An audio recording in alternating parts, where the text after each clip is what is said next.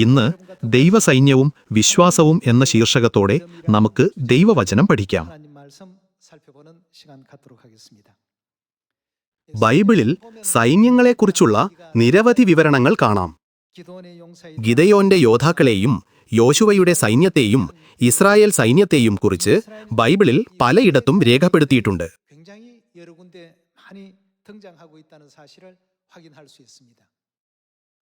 Bible രക്ഷയ്ക്കുള്ള ജ്ഞാനം നൽകുന്നുവെന്ന് അവിടുന്ന് നമ്മെ പഠിപ്പിച്ചു. അങ്ങനെയെങ്കിൽ സൈന്യങ്ങളെക്കുറിച്ച് ഇത്രയധികം വിവരണങ്ങൾ എന്തിനാണ് എന്ന് നാം ചിന്തിച്ചേക്കാം. ഇത് വളരെ കൗതുകമുണർത്തുന്ന ഒരു ചോദ്യമാണ്. ജീവനും മരണവും കൈകാര്യം ചെയ്യുന്ന ഒരു സംഘമല്ലേ സൈന്യം? ഒരു സൈന്യം ഒരു പ്രത്യേക വിഭാഗമാണ്. ശത്രുവിനെ നശിപ്പിച്ചില്ലെങ്കിൽ അവർ നശിപ്പിക്കപ്പെടും.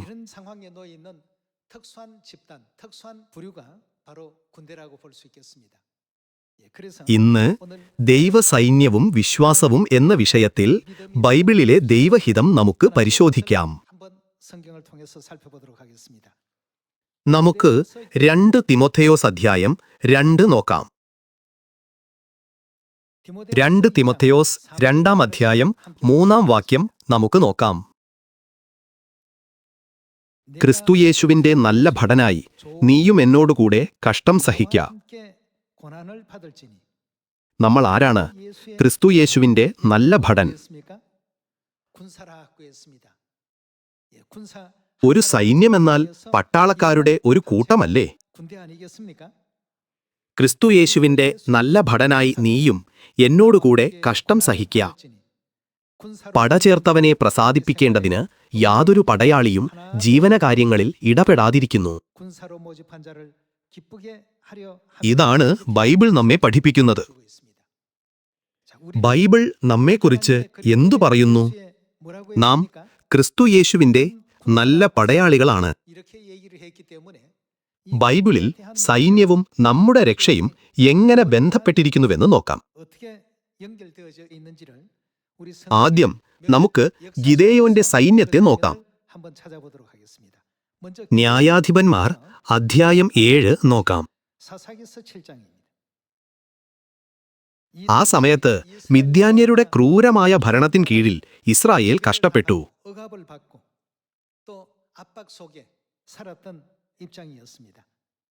ഇസ്രായേല്യരെ അടിച്ചമർത്തലിൽ നിന്ന് മോചിപ്പിക്കാനും അവരുടെ രാഷ്ട്രം പുനഃസ്ഥാപിക്കാനും ദൈവം ഗിദെയോനെ ഉപയോഗിച്ചു.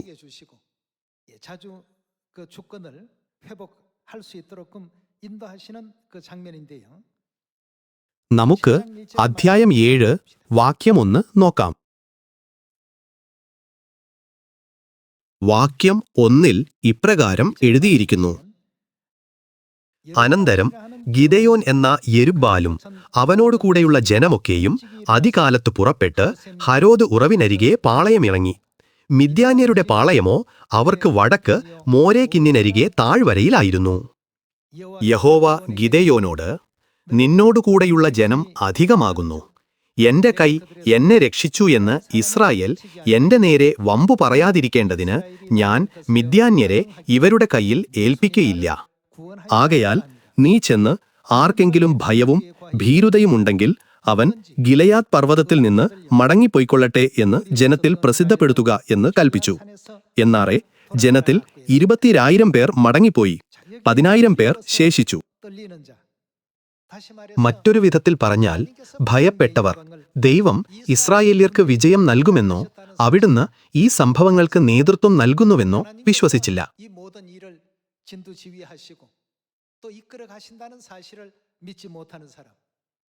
അവർ ശത്രുക്കളാൽ കൊല്ലപ്പെടുമെന്നു ഭയപ്പെട്ടു. അവരോട് എന്തു ചെയ്യാനാണ് പറഞ്ഞത്?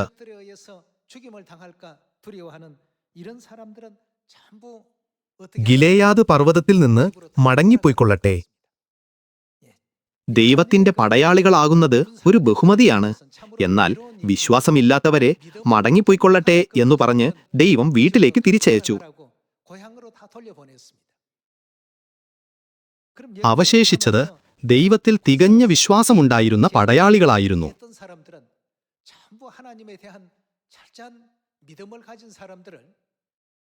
ഗിദെയോൻ, യോശുവ, മോശെ എന്നിവരുടെ കാലത്തെ പോലെ എല്ലാ യുഗങ്ങളിലും ദൈവം ആ പടയാളികളെ അവിടുത്തെ ആത്മീയ സൈന്യത്തിനും ഭൗതിക സൈന്യത്തിനും വേണ്ടി ആഗ്രഹിച്ചു. ഭയന്നു വിറച്ചവരെ വീട്ടിലേക്ക് അയച്ചു. എന്നാറേ ജനത്തിൽ 20,000 പേർ മടങ്ങിപ്പോയി, 10,000 പേർ ശേഷിച്ചു. 32,000 സൈനികരിൽ 22,000 പേർ ഭയന്നു വിറച്ചു. മറ്റൊരു വിധത്തിൽ പറഞ്ഞാൽ അവർക്ക് ദൈവത്തിൽ വിശ്വാസമില്ലായിരുന്നു. അവരെ വീട്ടിലേക്ക് അയച്ചു.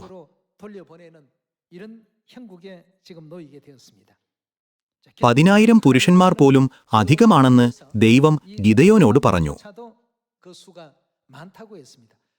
സൈന്യത്തിന്റെ വലിപ്പം വിജയപരാജയങ്ങളെ തീരുമാനിക്കാൻ ദൈവം അനുവദിച്ചില്ല.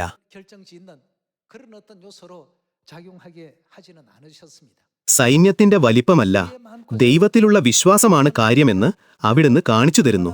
എല്ലാം അവരുടെ വിശ്വാസത്തിൽ നിന്നാണ് ഉളവായത്.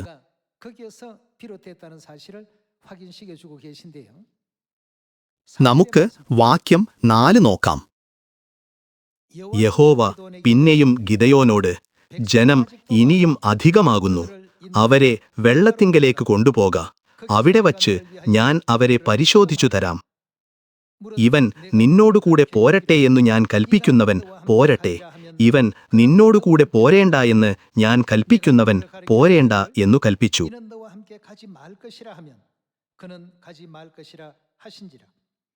അങ്ങനെ അവൻ ജനത്തെ വെള്ളത്തിങ്കലേക്ക് കൊണ്ടുപോയി. യഹോവ ഗിദെയോനോട്, പട്ടി നക്കി കുടിക്കും പോലെ നാവുകൊണ്ട് വെള്ളം നക്കി കുടിക്കുന്നവരെയൊക്കെ വേറെയും കുടിപ്പാൻ മുട്ടുകുത്തി കുനിയുന്നവരെയൊക്കെ നിർത്തുക എന്ന് കൽപ്പിച്ചു. കൈ വായ്ക്കുവച്ചു നക്കിക്കുടിച്ചവർ ആകെ 300 പേരായിരുന്നു. ശേഷം ജനമൊക്കെയും വെള്ളം കുടിപ്പാൻ മുട്ടുകുത്തി കുനിഞ്ഞു. വാക്യം 7. യഹോവ ഗിദെയോനോട്, നക്കിക്കുടിച്ച 300 പേരെ കൊണ്ട് ഞാൻ നിങ്ങളെ രക്ഷിച്ച് മിദ്യാന്യരെ നിന്റെ കയ്യിൽ ഏൽപ്പിക്കും. ശേഷം ജനമൊക്കെയും താന്താങ്ങളുടെ സ്ഥലത്തേക്ക് പോകട്ടെ എന്ന് കൽപ്പിച്ചു. 32,000 സൈനികരിൽ 22,000 പേർ ഭയന്നു വിറച്ചു. 10,000 പുരുഷന്മാർ മാത്രമേ അവശേഷിച്ചുള്ളൂ. അവർ പറഞ്ഞു, ഞങ്ങൾക്ക് ഭയമില്ല, അവസാനം വരെ ഞങ്ങൾ ദൈവഹിതം പിന്തുടരും. 10,000-ൽ ചിലർ ഇപ്പോൾ ധൈര്യശാലികളാണെങ്കിലും പിന്നീട് ഭയന്ന് മുട്ടുകുത്തുമെന്ന് ദൈവം കണ്ടു. അങ്ങനെ അവിടുന്ന് അവരെ വേർതിരിച്ചു. പിന്നെ 300 പേർ മാത്രമേ അവശേഷിച്ചുള്ളൂ. 300 വിശ്വാസികളുമായി ആയിരങ്ങളെ തോൽപ്പിച്ച ഗിദെയോന്റെ വിജയം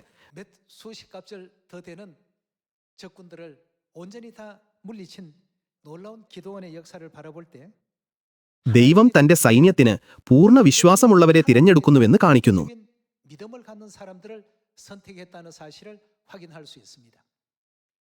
സാഹചര്യം മൂലം സ്വാധീനിക്കപ്പെടുന്ന ആരെയും ദൈവം വേർതിരിച്ചു.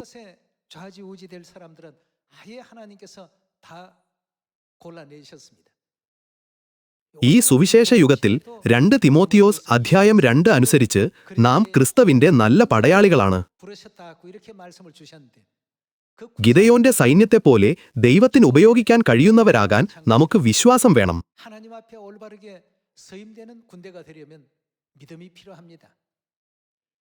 ആരാണ് നമ്മുടെ സുവിശേഷത്തെ നയിക്കുന്നതെന്നും അതിന്റെ ഫലം എന്തായിരിക്കുമെന്നും നാം ചിന്തിക്കണം.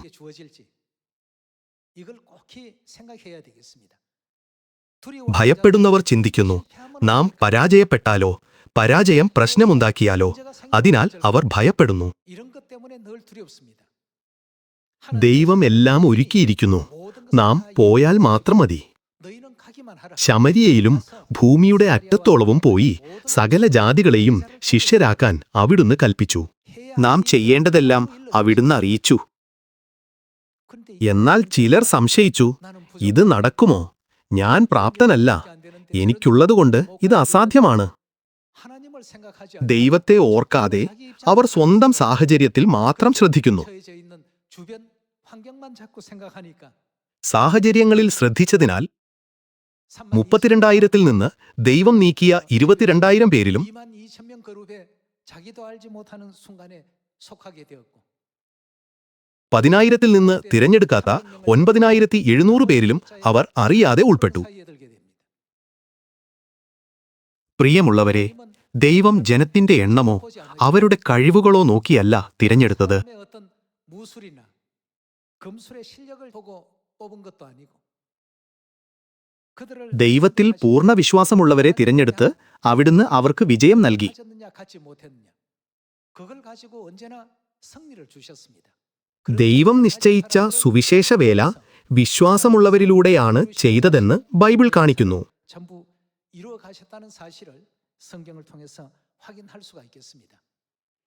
ന്യായാധിപന്മാർ അധ്യായം 7-ലെ വിജയം നമുക്ക് നോക്കാം. 장면만 잠깐 നമുക്ക് വാക്യം 19-ലേക്ക് പോകാം.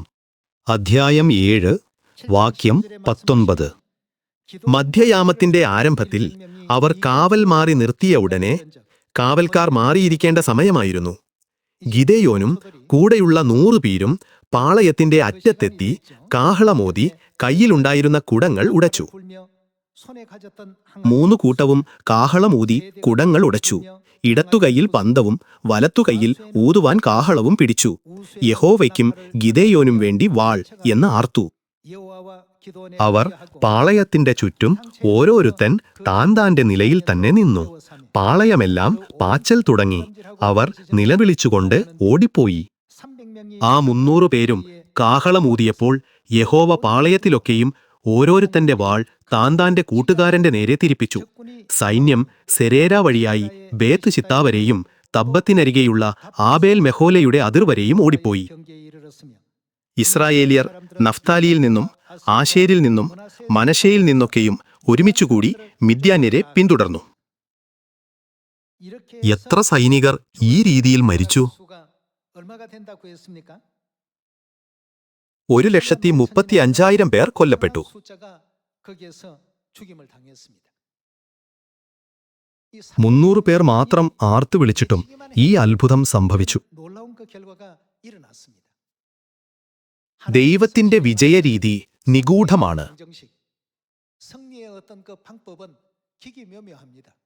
우리 അത് നമുക്ക് അചിന്ത്യമാണ്. 수 없는 നമ്മുടെ ശത്രുക്കളെ എങ്ങനെ ആക്രമിക്കാം എന്ന് നാം ചിന്തിച്ചേക്കാം. 화살을 몇 명이 അമ്പും വാളും കൊണ്ട് എത്ര പേരെ കൊല്ലാനാകും? 칼로는 몇 명을 쓰러뜨려서 വിജയം നമുക്ക് എപ്പോൾ ലഭിക്കും? 승리가 돌아올까? 300 പേർക്ക് 1,35,000 പേരെ തോൽപ്പിക്കുന്നത് അചിന്ത്യമാണ്. 없는 일입니다. എന്നാൽ ഗിദെയോന്റെ സൈന്യം വിജയിക്കുവാനായി ദൈവം എല്ലാം അനായാസം ക്രമീകരിച്ചു. 모든 역사를 그렇게 만들어 가셨습니다.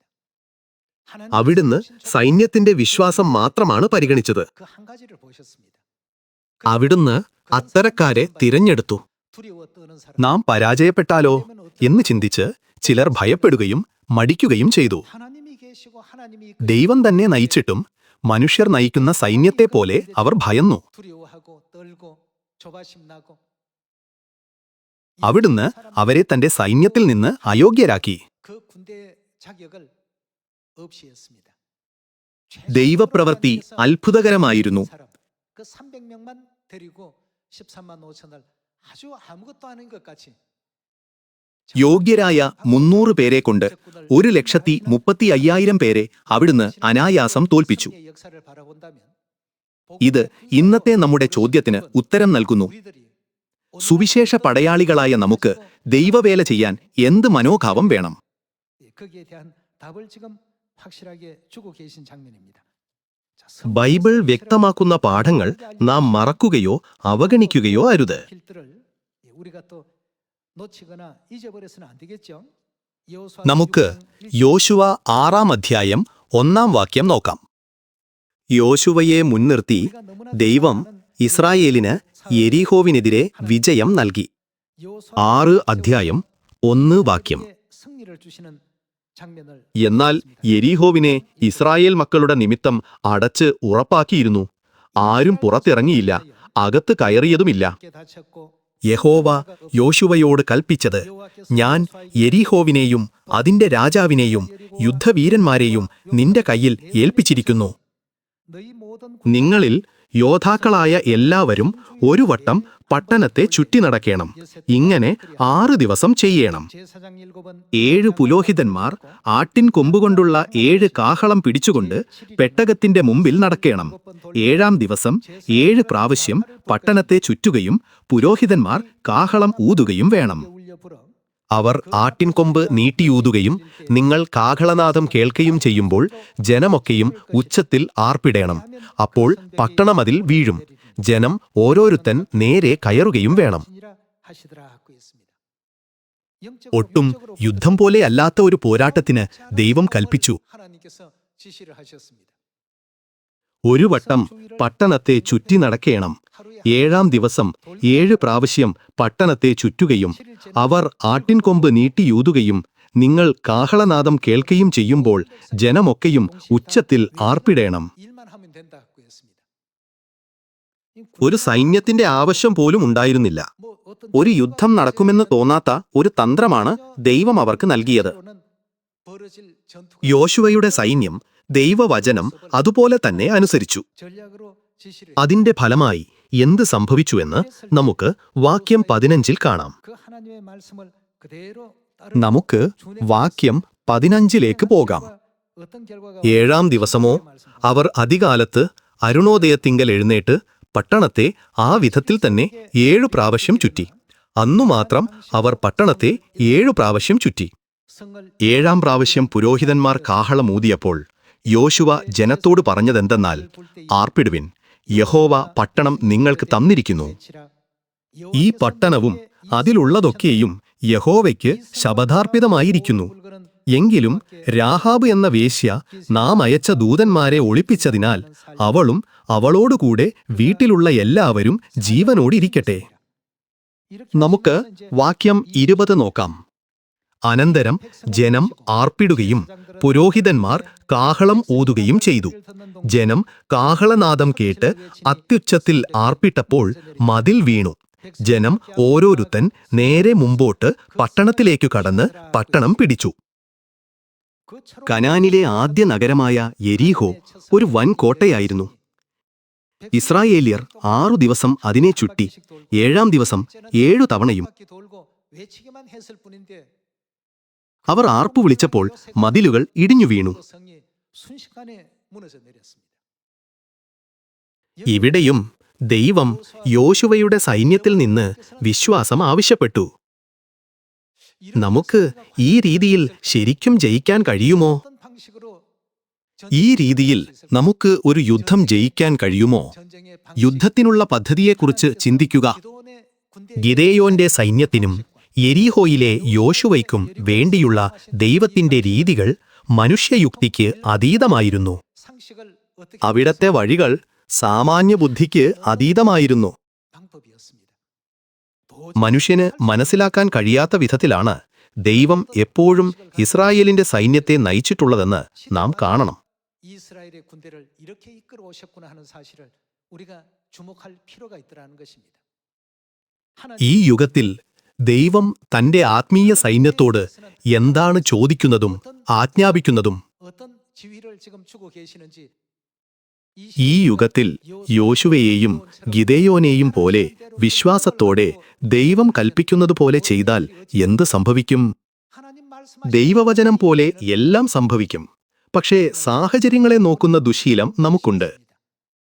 상황을 보고 형편을 നാം 살피고 നമ്മുടെ അവസ്ഥ, ചുറ്റുപാടുകൾ, മറ്റുള്ളവരുടെ ചിന്തകൾ എന്നിവ നോക്കുന്നു. 또 살피고 ദൈവത്തിന്റെ സൈന്യം വിശ്വാസത്തിൽ മുന്നേറുന്ന സൈന്യമാണ്, ശരിയല്ലേ? 그렇지 않습니까? അങ്ങനെ ചെയ്യുമ്പോൾ ദൈവം വാഗ്ദത്ത ഫലം നമുക്ക് നൽകുന്നു. 틀림없이 우리에게 주셨습니다. എന്നാൽ ആ പ്രവൃത്തി തീരും വരെ നാം ഏറെ വിഷമിക്കുന്നു. 를 많이 합니다. 인간적 അവരുടെ മാനുഷിക ചിന്തകളും രീതികളും ഭയങ്ങളും കാരണം അവരോട് പറഞ്ഞു, നിങ്ങൾക്ക് യോഗ്യതയില്ല, വീട്ടിലേക്ക് മടങ്ങുക. 22,000 പേർ മടങ്ങിപ്പോയി. 돌아가라. 고향으로 가라. 22,000명 고향으로 돌아가고 10,000 പേരിൽ 9,700 പേർ മടങ്ങിപ്പോയി. ദൈവം 300 പേരെ കൊണ്ട് മാത്രം വിജയം നൽകി. 하나님께서 승리하시고 എണ്ണം കൂടുതലോ കുറവോ ആകട്ടെ, വിശ്വാസത്തിന്റെ സൈന്യത്തിലൂടെയാണ് ദൈവം എപ്പോഴും സുവിശേഷ വേല ചെയ്യുന്നതെന്ന് ഇത് കാണിക്കുന്നു. 이와 같은 하늘 군대를 통해서 당신의 복음의 역사를 진행하시고 이끌어 가셨다는 사실을 확인해 볼 수가 있는 것입니다. 자, 그렇다면 അങ്ങനെയെങ്കിൽ പരിശുദ്ധാത്മാവിന്റെ യുഗത്തിൽ ദൈവം സുവിശേഷ സൈന്യത്തോട് എന്ത് കൽപ്പിച്ചു? നമുക്ക് മത്തായിയുടെ സുവിശേഷം നോക്കാം. മത്തായി അധ്യായം 24. നമുക്ക് വാക്യം 13 നോക്കാം. 13절의 말씀 보시면 എന്നാൽ അവസാനത്തോളം സഹിച്ചു നിൽക്കുന്നവൻ രക്ഷിക്കപ്പെടും. രാജ്യത്തിന്റെ ഈ സുവിശേഷം സകല ജാതികൾക്കും സാക്ഷ്യമായി ഭൂലോകത്തിലൊക്കെയും പ്രസംഗിക്കപ്പെടും. അപ്പോൾ അവസാനം വരും. യേശു സുവിശേഷ സൈന്യത്തെ ഈ അന്ത്യത്തെപ്പറ്റി പഠിപ്പിച്ചു. രാജ്യത്തിന്റെ ഈ സുവിശേഷം സകല ജാതികൾക്കും സാക്ഷ്യമായി ഭൂലോകത്തിലൊക്കെയും പ്രസംഗിക്കപ്പെടും എന്നും സുവിശേഷ വേല അവസാനിക്കും. നമുക്ക് അധ്യായം 28 പോകാം. മത്തായി 28 അധ്യായം 18 വാക്യം. യേശു അടുത്തുചെന്നു, സ്വർഗത്തിലും ഭൂമിയിലും സകല അധികാരവും എനിക്കു നൽകപ്പെട്ടിരിക്കുന്നു. ആകയാൽ നിങ്ങൾ പുറപ്പെട്ട് പിതാവിന്റെയും പുത്രന്റെയും പരിശുദ്ധാത്മാവിന്റെയും നാമത്തിൽ സ്നാനം കഴിപ്പിച്ചും ഞാൻ നിങ്ങളോട് കൽപ്പിച്ചതൊക്കെയും പ്രമാണിപ്പാൻ തക്കവണ്ണം ഉപദേശിച്ചും കൊണ്ട് സകല ജാതികളെയും ശിഷ്യരാക്കിക്കൊള്ളുവിൻ. ഞാനോ ലോകാവസാനത്തോളം എല്ലാ നാളും നിങ്ങളോടുകൂടെയുണ്ട് എന്ന് അരുളി ചെയ്തു. സ്വർഗീയ സുവിശേഷ സൈന്യത്തിന്റെ സൈന്യാധിപനായ യേശു ഈ സുവിശേഷം ശമരിയയിലും ഭൂമിയുടെ അറ്റത്തോളവും തീർച്ചയായും പ്രസംഗിക്കപ്പെടുമെന്ന് പറയുകയും സകല ജാതികളെയും ശിഷ്യരാക്കിക്കൊള്ളുവിൻ എന്ന രീതി നമ്മെ പഠിപ്പിക്കുകയും ചെയ്തു. യോശുവയോട് 6 ദിവസം 1 പ്രാവശ്യവും 7-ാം ദിവസം 7 പ്രാവശ്യവും യെരിഹോയെ ചുറ്റാൻ പറഞ്ഞതുപോലെ ദൈവം ഇപ്പോൾ നമുക്കൊരു മാർഗം നൽകുന്നു. സകല ജാതികളോടും നാം എന്തു ചെയ്യണം? ആകയാൽ നിങ്ങൾ പുറപ്പെട്ട് പിതാവിന്റെയും പുത്രന്റെയും പരിശുദ്ധാത്മാവിന്റെയും നാമത്തിൽ സ്നാനം കഴിപ്പിച്ചും ഞാൻ നിങ്ങളോട് കൽപ്പിച്ചതൊക്കെയും പ്രമാണിപ്പാൻ തക്കവണ്ണം ഉപദേശിച്ചും കൊണ്ട് സകല ജാതികളെയും ശിഷ്യരാക്കിക്കൊള്ളുവിൻ. മത്തായി അധ്യായം 24 പോലെ ഇത് സംഭവിക്കുമ്പോൾ രാജ്യത്തിന്റെ സുവിശേഷം പൂർത്തീകരിക്കപ്പെടും. യോശുവയുടെയും ഗിദെയോന്റെയും സൈന്യങ്ങൾ ദൈവം പറഞ്ഞതുപോലെ ചെയ്തു. ഫലമെന്തായിരുന്നു? അവിടുത്തെ വചനപ്രകാരം അവർക്ക് ഫലങ്ങൾ ലഭിച്ചു.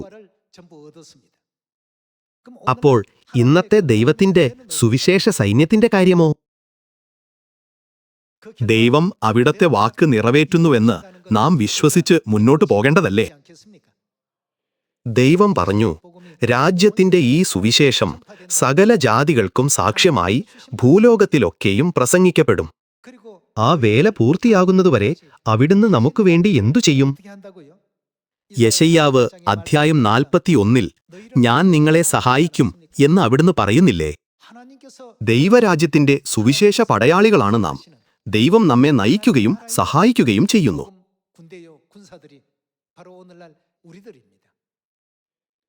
എന്നാൽ വിശ്വാസമില്ലാത്തതിനാൽ നാം സംശയിക്കുകയും പരീക്ഷിക്കാൻ ഭയപ്പെടുകയും ചെയ്താൽ ദൈവം നമ്മോട് എന്തു പറയും? വീട്ടിലേക്ക് പോകൂ, നിങ്ങളുടെ ജന്മനാട്ടിലേക്ക് മടങ്ങൂ.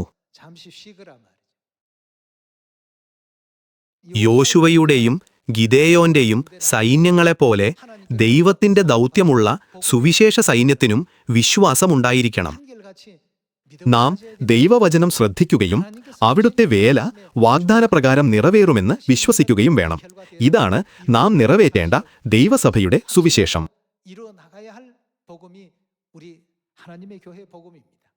നാമും ഗിദെയോന്റെ യോദ്ധാക്കളെ പോലെയും യോശുവയുടെ സൈന്യത്തെ പോലെയും ആയിരിക്കണം.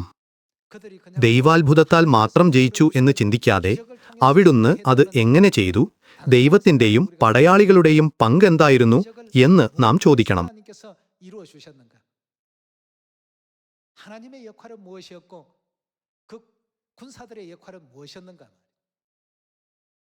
അവിടുന്ന് പോകുവിൻ എന്നു പറഞ്ഞപ്പോൾ പോയി, ശിഷ്യരാക്കുവിൻ എന്നു പറഞ്ഞപ്പോൾ ചെയ്തു, സ്നാനം കഴിപ്പിക്കുവിൻ എന്നു പറഞ്ഞപ്പോൾ സ്നാനം കഴിപ്പിച്ചു, എന്റെ കൽപ്പനകൾ പഠിപ്പിക്കുവിൻ എന്നു പറഞ്ഞപ്പോൾ അത് പഠിപ്പിച്ചു.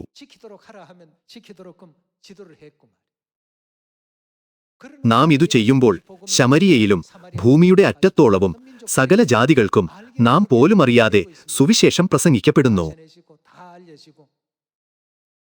നിങ്ങൾ ചെയ്യാഞ്ഞിട്ടും ഉഷുവായിലും നിങ്ങൾ പോയിട്ടില്ലാത്ത വിദൂര സ്ഥലങ്ങളിലും സഭ സ്ഥാപിക്കപ്പെട്ടു.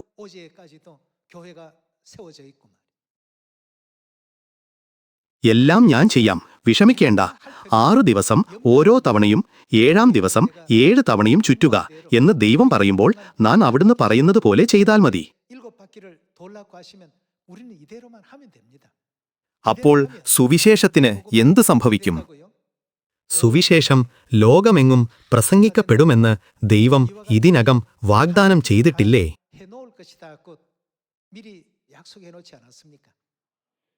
പിതാവും മാതാവും നമ്മെ പഠിപ്പിച്ച ജീവന്റെ സുവിശേഷം നാം എല്ലാവരോടും പ്രസംഗിക്കണം. നമ്മുടെ അയൽക്കാരൻ അയൽവാസിയായിട്ടും എന്നോടൊരിക്കലും പ്രസംഗിച്ചില്ലല്ലോ എന്ന് പറഞ്ഞാലോ? അത്തരം പരാതികൾ കേൾക്കാതിരിക്കാൻ നമ്മുടെ അയൽക്കാർ, പരിചയക്കാർ, ബന്ധുക്കൾ, കുടുംബാംഗങ്ങൾ, സുഹൃത്തുക്കൾ, സഹപ്രവർത്തകർ എന്നിവർക്കെല്ലാം നാം സുവിശേഷം നൽകണം.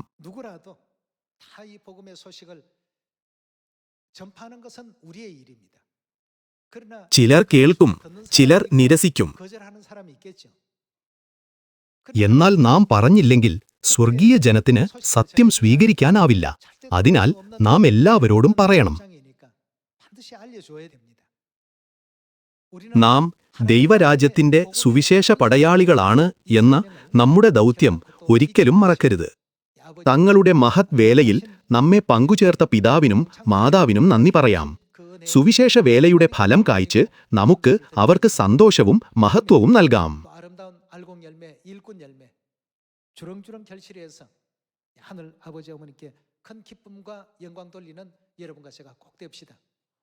ഈ വേലയ്ക്ക് ദൈവം മറ്റു യോഗ്യതകൾ പരിഗണിക്കുന്നില്ല. ദൈവത്തിന്റെ സൈന്യത്തിന് ഏറ്റവും പ്രധാനപ്പെട്ട യോഗ്യത വിശ്വാസമാണെന്ന് ബൈബിൾ പറയുന്നു. അവിടുന്ന് അരുളി ചെയ്തതുപോലെ സകലവും നിറവേറുമെന്ന വിശ്വാസത്തോടെ സുവിശേഷ പാതയിലൂടെ നമുക്ക് മുന്നേറാം. ഈ ഉപദേശം ഉപസംഹരിക്കുന്നു. വളരെയധികം നന്ദി.